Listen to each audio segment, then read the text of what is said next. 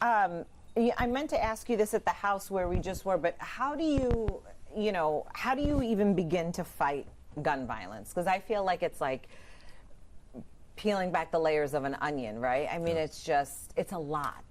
It is, and it's, you have to hope, number one, that people make better decisions and not use weapons to resolve simple conflicts. But you also have to have an accountability metric to it as well, where when people do that, they have to be arrested, and certainly we're only one part of the process. There has to be prosecution, and there has to be some form of detention and penalty.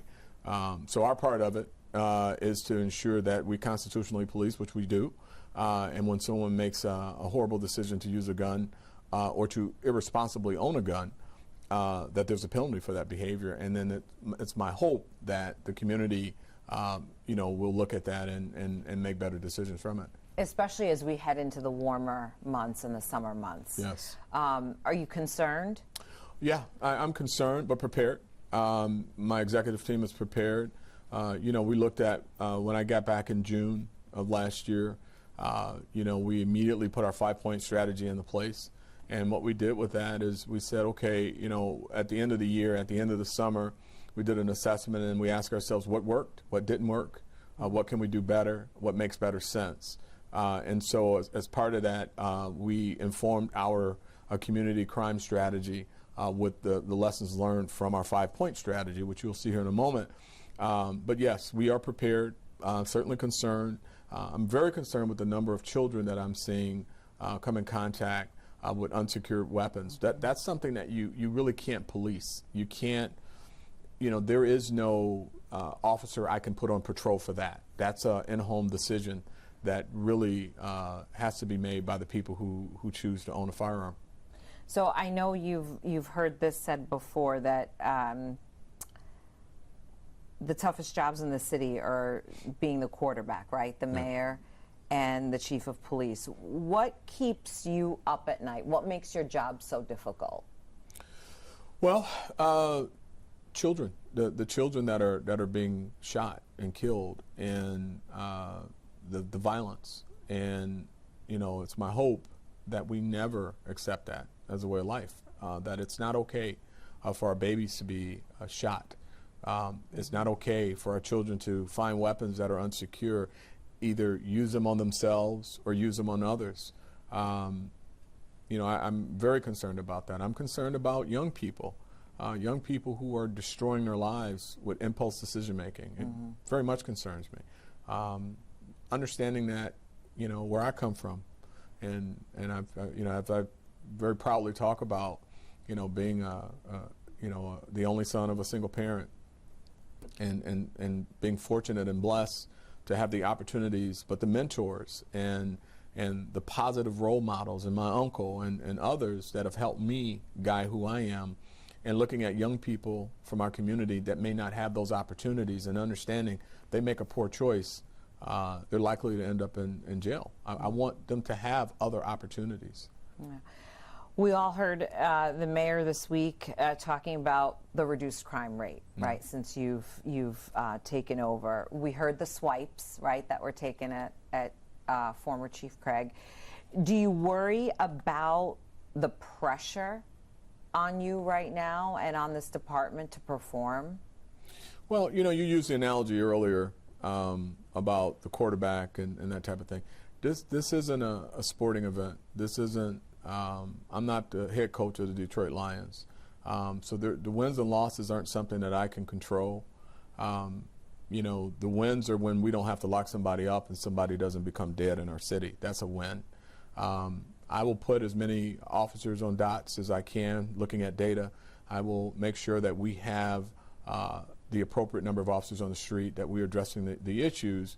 But this job comes with pressure. It's 24/7. This is not an 8-hour day job. When I retired, I went to work for the Michigan Department of Civil Rights, which was a very, very humbling and just amazing opportunity for me at a time when people weren't really expecting to see someone in policing running civil rights. I was humbled and honored to have that opportunity. And it was 8 hours a day, doing very important work, but 8 hours a day. When I made the decision to come back and lead the city police department, I said it won't be 8 hours a day, and it's you know, it's not unanticipated stress, but it's very stressful. We have to perform because lives literally depend on our performance. But I'm up for it. I'm up for the task. Do you feel like it's 24/7? Absolutely, it's 24/7. It's all day, every day. It never stops, and it's demanding, and there's a tremendous demand on time and resources to properly police our city. Mm-hmm. We've heard so much in the past. I know you've been here a long time about allegations of favoritism, promotions. I know you've heard it when you were here, you know, as assistant chief. Those things don't ever go away. What's your stance on that? Well, you know, I've got an extremely diverse, effective command team. You know, we've got a good problem to have. I've got a number of people that are eligible for promotion, that are quality candidates for promotion, but I have limited positions. I don't have an unlimited number of high-level positions in the organization. And so when I came in, I strategically went through and I looked at people placement, you know, who would be best for what I need them to feel. You know, when you look at some of the decisions that I've made with regards to my community engagement, which is very important to me, I looked at Second Deputy Chief Kyra Hope, who was up for retirement, chose to retire, and I brought her back as the Second Deputy Chief to run my community engagement. She's dynamic. She does a phenomenal job for me and for our community, most importantly. You know, my first Assistant Chief, Todd Bettison, the number 2 in the organization, again, heavy community engagement, and I thought he was the right fit for that position, and it needed to be placed at the number 2 position in the organization because community engagement is paramount to our success. Mm-hmm. It's non-negotiable, and so that fit made sense. My Assistant Chief, Dave LaValle, Office of Professional Development, you know, we looked at an opportunity to improve how we look at our disciplinary processes, how we set people up for success, not failure, right? You want to make sure that the officers start their career strong, finish their career strong, mm-hmm. and in between there needs to be mentoring and training and opportunities for promotion. And I felt as a recent MBA graduate, he would be the perfect fit for that mm-hmm. position. And moving along, my Assistant Chief, Charles Fitzgerald, has worked literally almost every position in the department as it relates to crime and enforcement, and he's a great fit for patrol. Leading those men and women in patrol, has done patrol, has done running a command, and so that's a great fit there. So certainly when you look at my reasons for making those appointments, and then we move over to my civilians, Second Deputy Chief Rudy Harper, with a vast background in media, something that I do not have. Mm-hmm. You know, certainly this is not my comfort zone, and I needed to hit the ground running, and I thought that was a great fit. My diversity, equity, and inclusion person that I brought in. I brought her from the Michigan Department of Civil Rights. She was my number 2 there. And some of the issues that we need to be cognizant of with diversity, I thought this would be a good fit. It is my hope that people look at the body of work and understand that, yes, some are going to be promoted and some are going to be disappointed that they weren't promoted, but because you weren't promoted at this point doesn't mean you won't be promoted at some point. Mm-hmm. And so that's my position on that. And that's really all I can say about that. So what do you say to the critics and naysayers? There are always going to be critics and naysayers, no matter what, right? Yeah, I mean, that's going to happen. I mean, and I understand that. You know, listen, I'm in a seat for a finite amount of time. I'm you know, regardless of what, I'm not the last Detroit police chief. I'm going to do my very best. I'm going to work as hard as I possibly can. No one's going to outwork me. You may be smarter than me. You may have better ideas, but you're not going to outwork me. I'm going to work hard for the city. I'm going to work hard for these officers. And I'm going to do my very best. And when the opportunity opens and you think you can do better, you know, I'll help you transition to the role should you get it. But I can't concern myself with naysayers. I can't concern myself with, you know, it's not a popularity contest. It really isn't. It's about running this department fairly, constitutionally, standing up and being transparent And when you get it wrong, being transparent and making the commitment to get it right by looking at what you got wrong. But I also understand that regardless of what, there will be some that say, hey, he shouldn't be doing it. I think someone else can do it better. And that's your prerogative. That's what makes this country great, that we all have an opinion and we're all entitled to our opinion. But I can't worry about the naysayers because I've got a big city behind me that needs my full attention and my full commitment. And I know community outreach is so important, right? I keep hearing that over and over. And you shake a lot of hands, you know, all of that. If you had a chance, which you have a chance now, to talk to folks who can't meet you in person or just see you on TV or read about you in the paper, what do you want Detroiters to know about you? Well, that what you see is what you get. You know, there's no hidden agenda. I'm not a politician. I'm about running this department constitutionally, supporting our officers, and being transparent with them, and giving them a city that's safe, and doing absolutely everything I can to provide a layer of safety in the areas that I can control. That's it. Nothing else. It really is as simple as all of that. We want you to feel safe in your community. And I have a responsibility to do that, and I take that responsibility very seriously. I'm a person that believes that wearing this badge is an honor. It's an absolute honor and a privilege. It is not a right. To wear a badge in this city at this time is one of the most honorable things you can do. And those who have died in this uniform, I have a responsibility. Those who have sat in this seat before me, and those that will sit in the seat after me. It's imperative that I keep this seat pristine and that I do the very best I can to represent this city and this department with my best. And I don't take that lightly. I do not take that lightly. And so what I want them to know, I'm a God-fearing man, and I'm unapologetically a Christian, and I'm a father, which is the most important thing that I do, period. This is second, third, but being a dad is really my proudest accomplishment in life. And at some point, I'm looking forward to being a granddad. But I'm very serious about this work.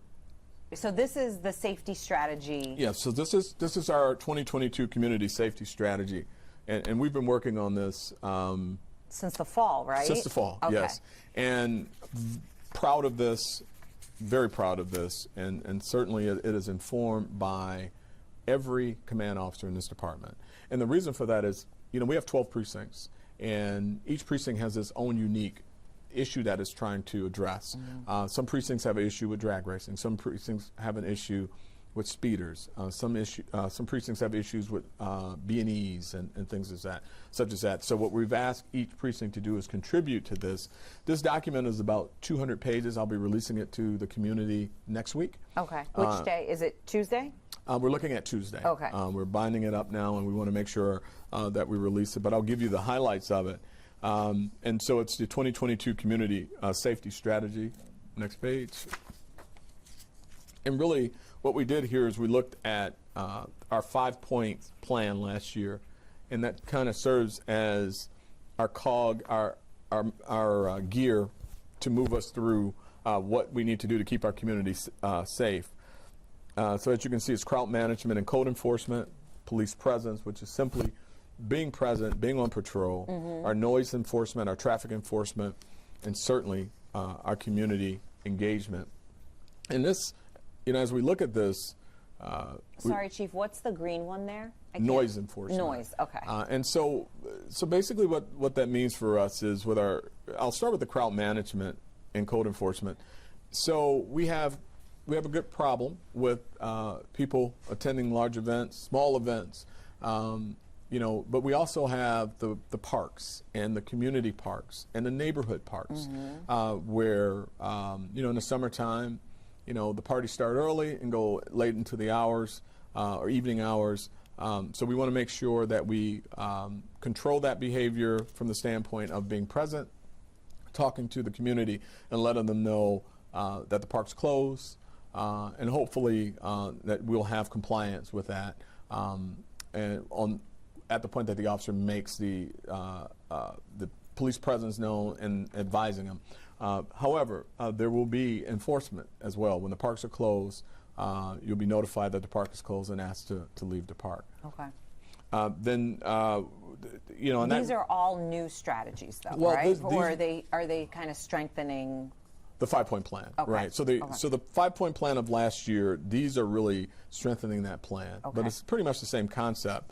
And then certainly our traffic enforcement issues in the community. I get a lot of calls on speeders, drag racing, drifting. Now we've got a huge issue that we're working on with the four-wheelers through our communities. We want to make sure that we get a handle on that early before. That was a problem last summer. It was. Yeah. It was. And then again, community engagement. Next slide, please. And so when I took over June 1st, we had a 27% increase in homicides and a 44% increase in non-fatal shootings. Walking in the door, I was very fortunate. The mayor gave me 4,000 hours of overtime, and that was huge for us.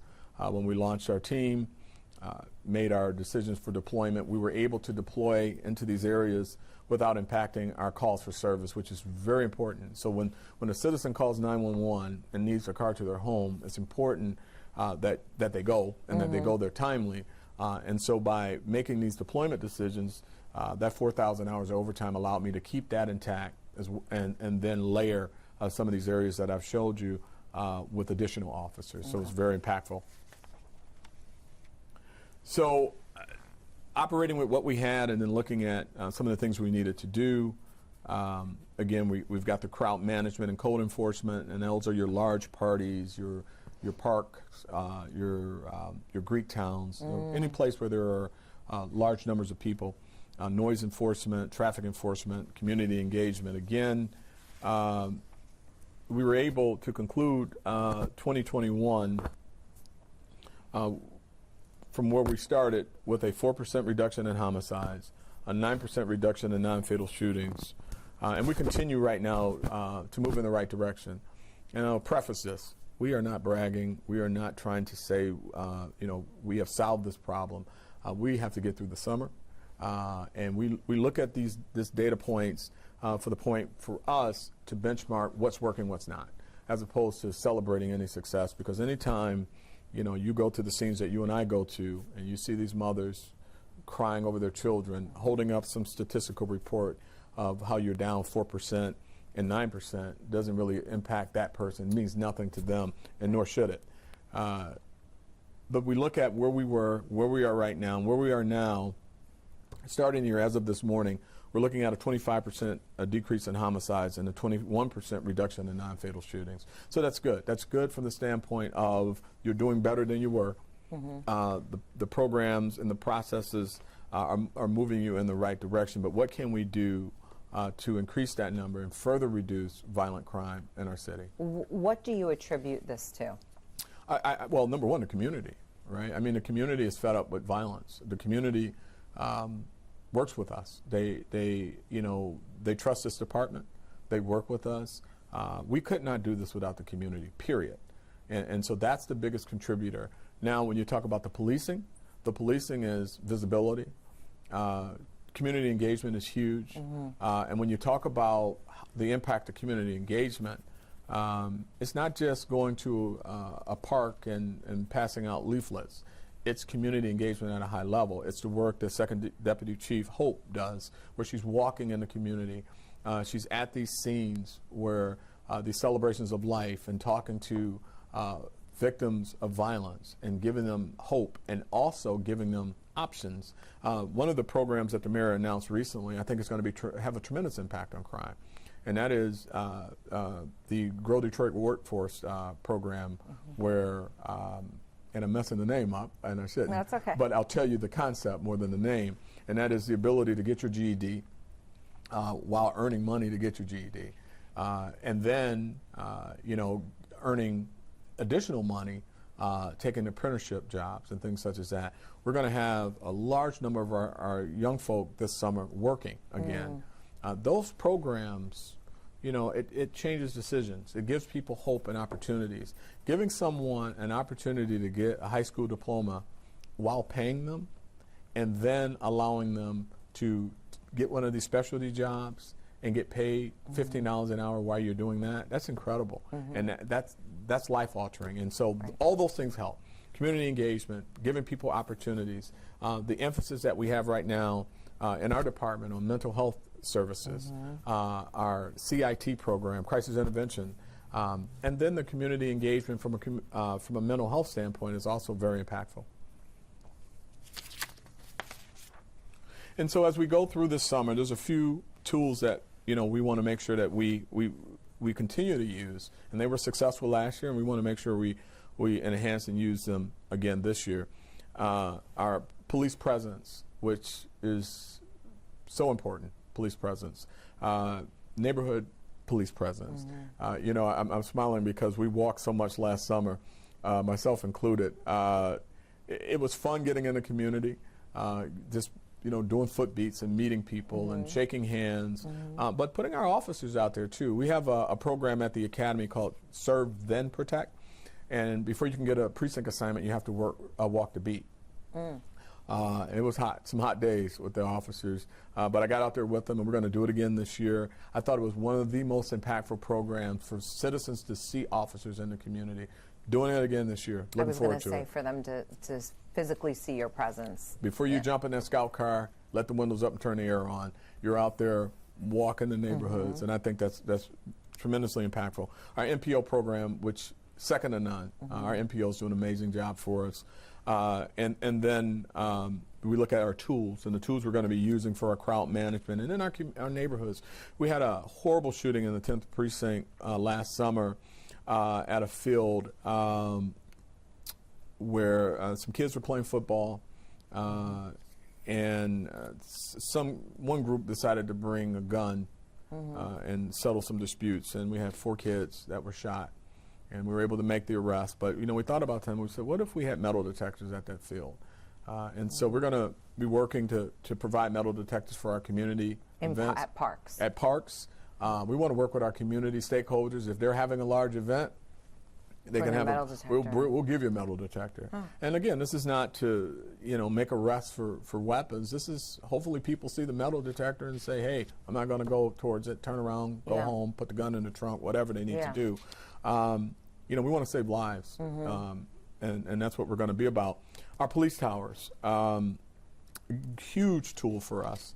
As we put those out at our large events. You've probably seen them at the fireworks. You'll see them at Greektown. We want to move them into parks as well. So we're looking to purchase a couple more of those. We had a tragic shooting in Rouge Park a couple years ago. Uninvolved person, young lady, who's actually on our DPD TV. We're still looking for her murderer, and we'll provide you with that information. But she was there with her family enjoying a summer afternoon, and she was shot because of a dispute at the basketball court adjacent to where she was enjoying the park. And so we think about that, and we think about what if you had those metal detectors, what if you had the tower out there, would that have made an impact? And I think the answer is yes. We've talked about noise enforcement, we talked about ShotSpotter, and ShotSpotter is a tool that identifies shots in the neighborhood, a condition that should never be okay. It should never be okay to hear gunshots in your neighborhood. And we're looking to expand that into areas where they constantly hear gunfire in our community. And then traffic enforcement, drag racing, drifting, speeding, dangerous driving. We're purchasing a number of those Your Speed, digital Your Speed signs. And what we found with those was pretty incredible. You put those in the neighborhoods, people will self-correct when they see those signs. I do. And you don't have to take enforcement action. So it's actually a win-win. So one of our processes is going to be, and I'll give you the open book test of this. We're going to put the signs out, and we're going to sit in front of the sign, not behind the sign. So if you correct, we don't have to top you. We just want you to correct. So you'll sit in front of the sign? Yes. Oh. That's what we're going to do. Okay. But if you don't correct, there will be enforcement. Okay. Now, some communities choose to sit behind the sign, right? And they wait for you. But we want this is not about writing tickets. Mm-hmm. This is about, listen, be safe. We just want everyone to be safe. We want kids to be able to play in their yards. We want kids to be able to ride their bikes up and down the street. So you're putting more of, I mean, do you know, a lot more? We're going to put a lot more. A lot more. You're going to see. Okay. My goal is to purchase 60 of those. And we've actually, we're getting ready to put our RFP out on them now. Every place that I've got a speed complaint, I'm going to put them out there. I was going to say, do you have like hot zones or, yeah? Yeah, and I'm going to have our traffic enforcement officers out there with them. And again, let's just drive safely through our community. Mm-hmm. And so that's really the highlights of our 5-point plan. And one of our biggest pieces that we want to get to, of course, we talked about community engagement. We're recruiting. We're looking for police officers. We want to hire police officers, and we want to hire Detroiters. Mm-hmm. So we're going to continue to do that. And I want to move to one of our tools, DPD TV. And I think that. So you started working on this, was it October or November? We started on this in October. In October, Yeah. okay. Okay. And you have summer goals, obviously. Yes. So timeline, and beyond, right? Yeah. So, we look at data every day. If you look at this wall here, Right. Every morning I come here, that wall gets updated with our weekly crime statistics, and it's important that we know where we are, and then go from where we are, and lessons learned and deploy based on the problems that we're having in the community. What's the red, the blue, and the green? What's the difference? Like, so you've got the metrics for the fatal shootings, the Okay. non-fatal shootings, and the homicides. Okay. And then what we're looking at with those is the homicides by week, and then the fatal shootings by week, the non-fatal shootings by week. And the red bar is how we performed as a city in 2021. And as you look at the black bar is how we are currently performing, and that's Okay. updated weekly. Okay. And obviously what we want to see is the black bar below the red bar. Right. That's the goal, because that means you have less crime in that particular area or that particular domain than you did last year at the same time. And as you can see, we have that in a number of different weeks. And so what I do with that, as I look at it, is make the decision, okay, the deployment decisions that we're making there, the violent felons that we're pursuing. We're looking for folks who are victimizing our community. We also track the number of domestic homicides that are trending as well, which we seem to have an uptick in. And then our Rewards TV, it's going to be a huge tool for our community empowerment, reporting crime activity, and yes, a financial incentive, right? We want people to look at it and say, hey, if I turn in this car, I get this amount of money. And we want that to happen. But we also want people not to want to make Rewards TV, Right. not to want to be on it. And so it works both ways. And so that's our plan, that's our strategy, and we will continue to modify the strategy based on the activities that we encounter. So timeline, obviously summer and beyond, right? I mean, you want to get things rolling. Oh, we're rolling now. I mean, the timeline is now, but we're making sure that we're ready for the spring and summer activities. We've seen what's happening with COVID. COVID appears now to have shifted, and which is a great thing. We're ready, right? Right. But with that comes the emergence of more people. With that comes more activities. With that comes a lot of venues that are opening up at the same time. Right. So a lot of people. So we're up for the task, but it's going to be a monumental one to police it and making sure that those who live, work, and play in our city are safe. Perfect.